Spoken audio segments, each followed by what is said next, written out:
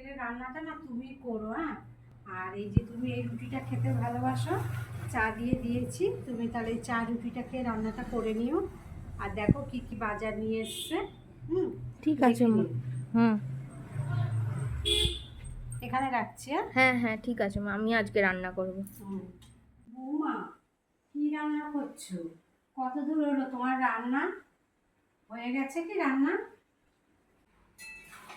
এই তো মা, এই দেখুন না, অর্ধেক রান্না হয়ে গেছে আর এই মাংসটা কষছি।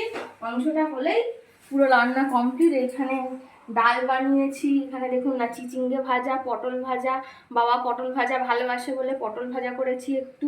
আর এই চিকেনটা কষে নিলে হয়ে গেলেই চিকেনটা হয়ে যাবে, তাহলে রান্না কমপ্লিট। আজকে আর বেশি কিছু বানাবো না, এটাই অনেক।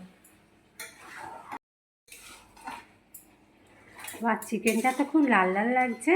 হ্যাঁ মা, একটু কষাটা হয়ে যাক, আপনাকে দেবো, একটু টেস্ট করে বলবেন তো কেমন হয়েছে, অনেকদিন পর আচ্ছা। বানাচ্ছি। আর একটু না ঝাল ঝাল করে বানিও, হ্যাঁ। হ্যাঁ হ্যাঁ, ঝাল দিয়েছি অনেকটা। আচ্ছা আচ্ছা, ঠিক আছে ঠিক আছে, তাহলে তুমি রান্নাটা সেরে না, আমি স্নান করে পুজো করে নেব। হ্যাঁ হ্যাঁ, পুজোটা করে নিই।